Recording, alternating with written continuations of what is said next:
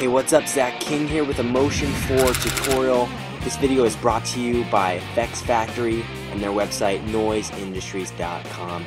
I've got the link in the description of this video. They've got a lot of cool third-party plugins for After Effects, Final Cut Pro, Motion, and their effects are really awesome, incredible quality, and go check out their website at the end of this video as a special thank you to them, and you'll probably love what you see there anyway. So on with the Motion 4 tutorial.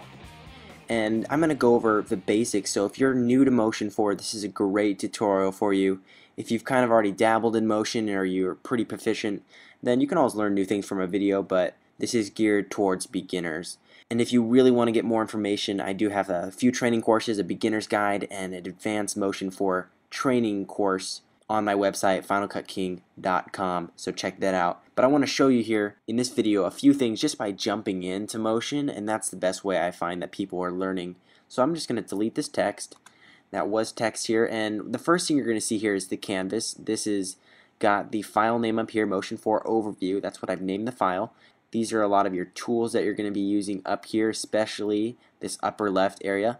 Then over here we have three tabs: the File Browser, Library, and Inspector. And as we work through, you're going to see what these tools do. But in my canvas, I'm going to right click and I'm going to hit Project Properties, which is Command J. And I'm preset on DVC Pro HD 1080. So if I scroll up here on this list, you're going to see these are all your options that you can change. You also can do custom width and height by coming down to Custom, and you can put that information in here.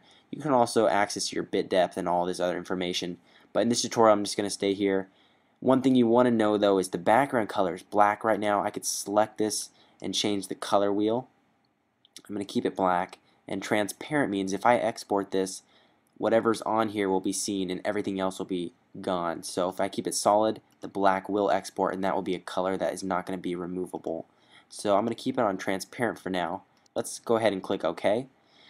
Okay, let's go to our library, and I'm going to add a particle emitter. This is something when you first get Motion, a lot of people just jump here and play around in it, so why not? I'm going to go ahead and add one of the cool things that you can preview up here. It's a Corona, and this is a fire-blazing, dragon-breathing smoke machine.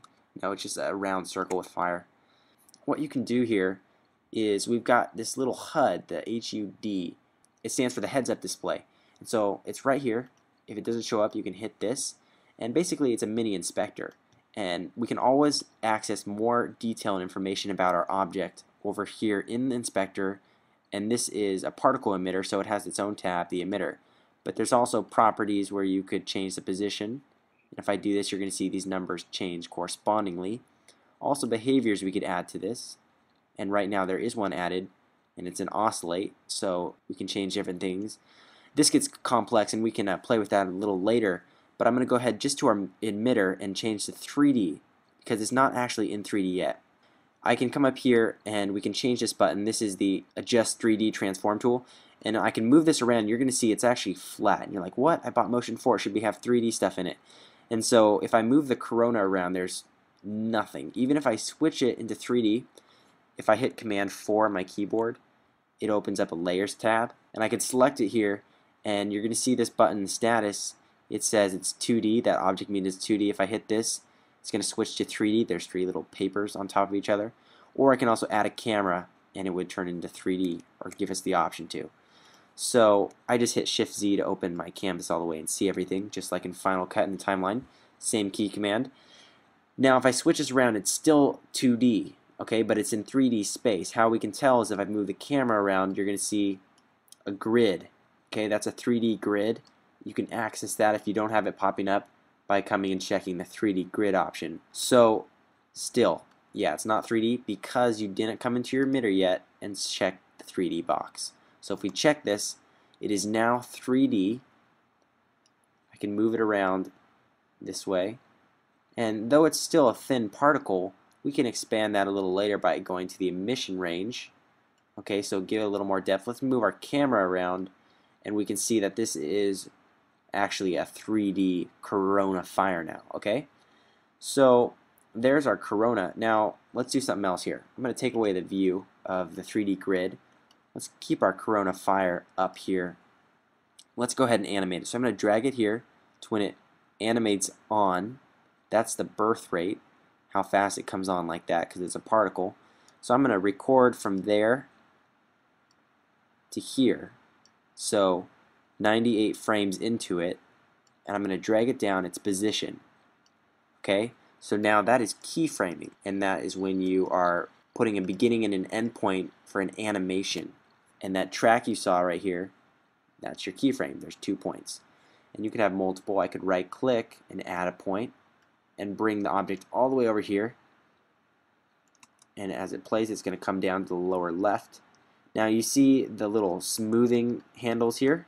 I could change that and go into linear by right clicking, and it's going to be a solid edge. But I like the smooth. Gives us these Bezier handles so I can make this nice. Okay, let's add some text here. We played around with the animation a little bit. Let's go ahead and text Final Cut King website. Okay, so if we go to our heads up display, check that. We can do a few things here that's just nice and simple, like our size. The tracking is opening up the space between each letter, and I'm going to make the alignment centered. I'm going to move that in here. You can also use these tools here. I'm not going to get into these in this video here, but you can play around with those.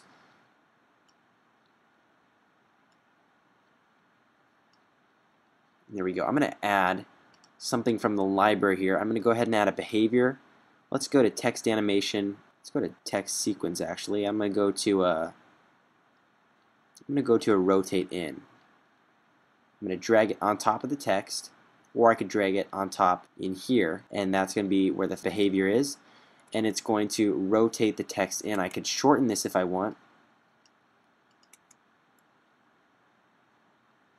Okay. Should also tell you that this project is defaulted at 300 frames, and you can see that here. Currently I'm at my playhead is at 149. So if you want to render this real time, sometimes your computer is going to be a lot slower playing these animations, especially when you add a lot more content. So if you hit Command R, it's going to render from the beginning. It's going to tell you how many frames it's been rendering through right here. If I stop it, I can still play through how much it's rendered. And so that's going to be playing back real time. That's Command R to render. I'm going to add one other thing here to the text. I'm going to come past here when we see it's in. I'm going to add a filter. And the filter is going to be a glow. I'm going to add the glow here this time so you can see how that works. Now what if I want to change the color of this glow? Well, I can go to the inspector.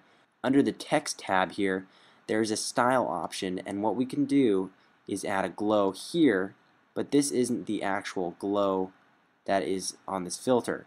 So what I want to do is use the outline, and that's actually a little trick I have to make the glow of the color change. Go ahead, slowly open the width. So there's the glow color changing right there. And let's take away the glow temporarily by unchecking this, and we can see that's what it looks like without. Let's change the color to match the corona. I'm going to grab this eyeglass. We're going to look here, and I'm going to check it back on. Now it's way too much, so I'm going to turn down the glow, its radius, the opacity, threshold, and the softness. Well, it looks like a complete blur right now, right?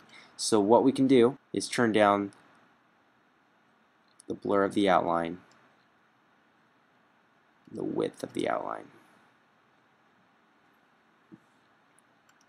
And you got a neat little effect right there with a hint of yellow. So we can add a little shape here for fun. I'm going to add this shape, and we're going to make the fill color a yellow. We're going to rearrange it and put this behind the text. Now you're going to see it's on top because the layers here, just like Photoshop or another program, whatever on top on these layers is going to be covering up the previous object. So I'm going to go ahead and lower this below the text. But what's going on? Actually, the problem is not that the layers are in order. It's actually that in 3D space, this rectangle is in front of us on the z-axis. So it's towards us compared to the text. So we can bring it forward by pulling this Now just design wise, this looks terrible. It looks like a blur, so uncheck the outline and turn off the glow because it's a yellow glow on yellow. And we could add a drop shadow here on the text, and it does a lot more pop. Looks a lot better. You can add a little bit of blur there on that drop shadow, and that looks a lot better. Let's add an outline on this shape. It's going to be, let's go with a gray, and you can barely see it, so I'm going to go ahead and pull up the width, and there we are. Okay, so that is a really quick overview of Motion 4. To export your project, when you are finished, what you're going to do is go ahead and go up to File, Export. Now I could make a selection, pull this in to 179 frames, then go Export Selection, which would be between this in point and this out point, or I'm just going to export the entire project. I have these options to configure what I want. Yes, I want a QuickTime Movie. Hit OK. And I'm going to export, and then I can use this file in Final Cut Pro. So I hope that helped you, an overview of Motion 4. If it's your first time, I know it's so much to cover, but I hope I covered a little bit on the behaviors and the filters and adding text and then animating. Once again, special thanks goes to the sponsor of this video, Effects Factory. Check them out at noiseindustries.com. I've got the link in the description of this video. They make third-party plugins that are absolutely stunning. I've used them before for my film projects. I know tons of film majors that are using them. They're big in the industry and they are legit. And they've even got some plugins for Motion 4. I'm Zach King. Check out my website at finalcutking.com, and I'll see you guys in the next video tutorial. Take care.